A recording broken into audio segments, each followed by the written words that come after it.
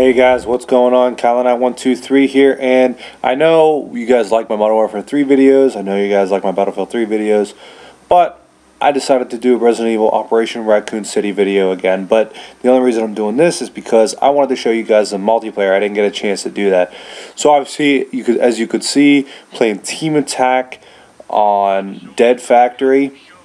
So obviously we're in a power plant or a factory of some sort, and I'm playing as the Army Spec Ops right now. So I mean, there's two teams, obviously the Umbrella Security Service, or the USS, and the Spec Ops, which they are, from what I understand, like Delta Force or Army Special Forces or something. So obviously the objective of this is to kill your enemy as much as possible. So, but like, unlike, I should say, most multiplayer games or shooter video games, there is another aspect to it. There are infected walking around that can attack you. So, yeah, like Call of Duty and Battlefield, there's air support and there's vehicles and stuff like that. But, you know, somebody can hear a tank coming, or see a jet coming, or see a helicopter coming in, or hear the enemy AC-130 above. Somebody might not hear an infected zombie coming up behind you and trying to infect you. Which brings me to my next point. You can get infected in this game. In the multiplayer, just like in the campaign, you can get infected, and you will end up attacking your teammates, more than likely.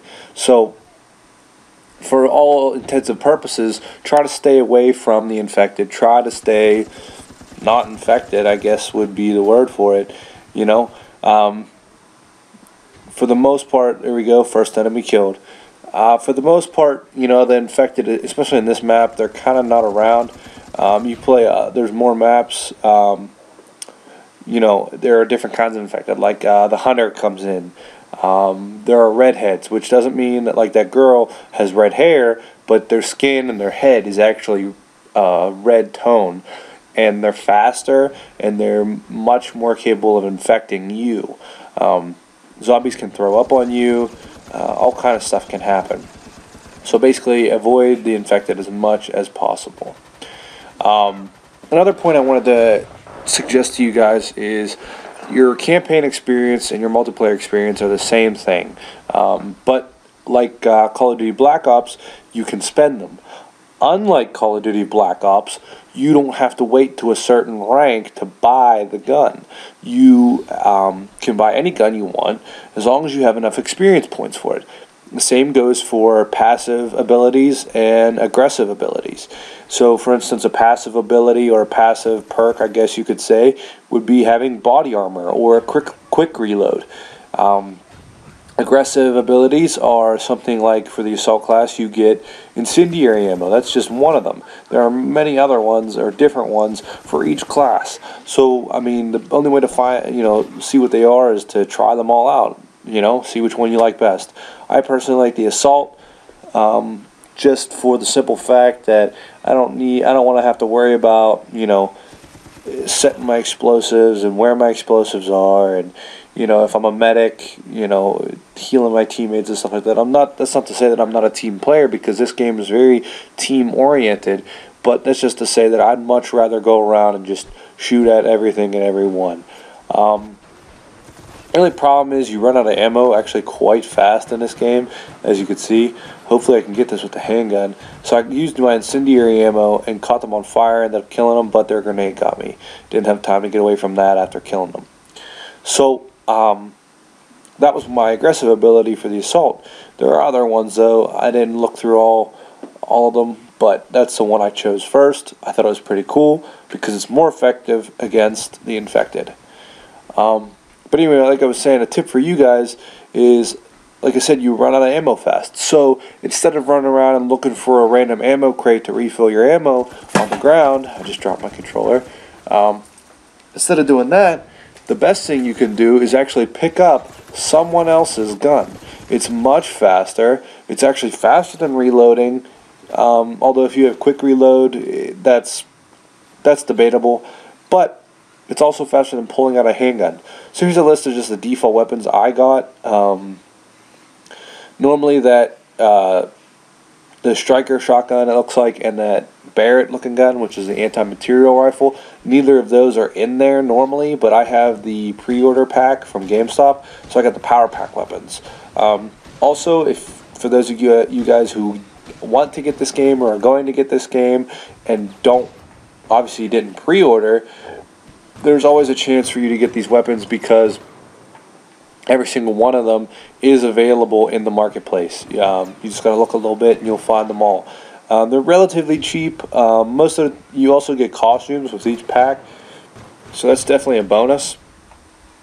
Right now I think I'm actually wearing one of the alternate costumes for the Spec Ops guys.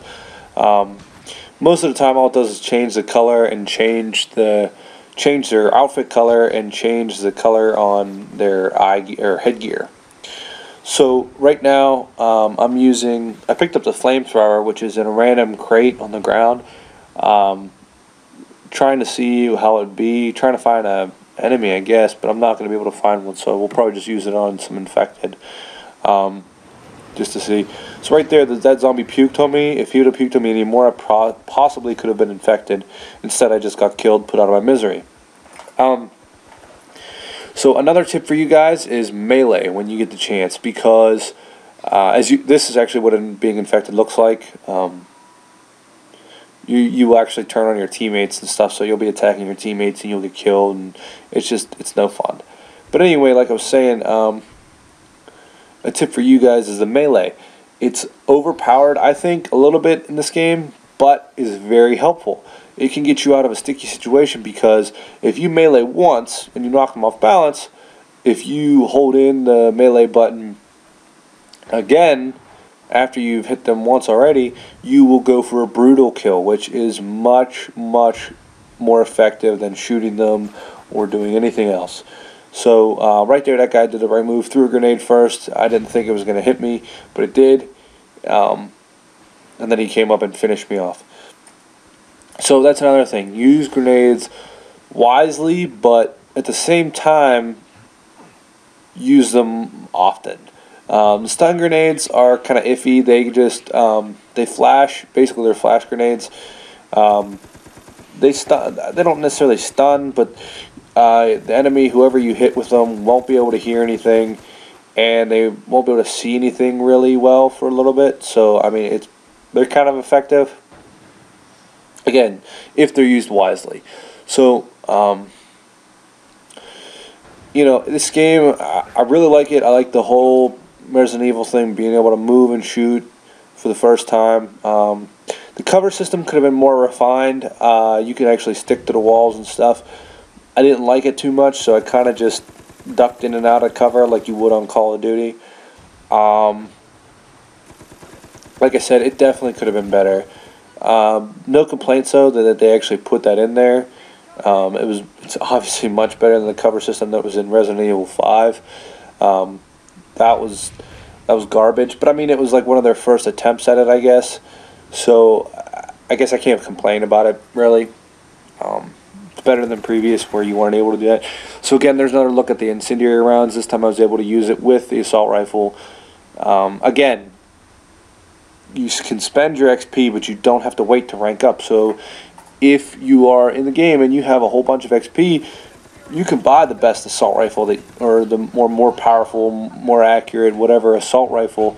You can buy the anti-material rifle. You can buy a more powerful shotgun, submachine gun, whatever you feel like doing.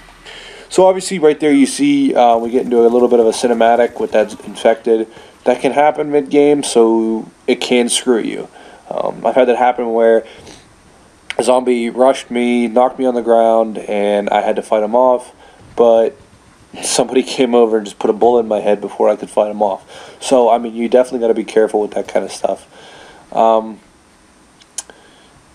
Also, you get experience just for attacking the zombies, so shooting them isn't necessarily a bad thing, but it can waste your ammo and it can waste your time. So again, do that wisely and accordingly. Killing a special infected like a hunter or a licker gets you 75 extra experience points. It's just like killing a human, except you won't get like the headshot bonus or the savior bonus or whatever. So the game's winding down, guys. I hope you like this video. I hope you like all my videos. I do them for you guys. The USS won this time, and I got a B grade. As always, like, favorite, and subscribe. And thanks for watching, guys. I'll see you on the battlefield.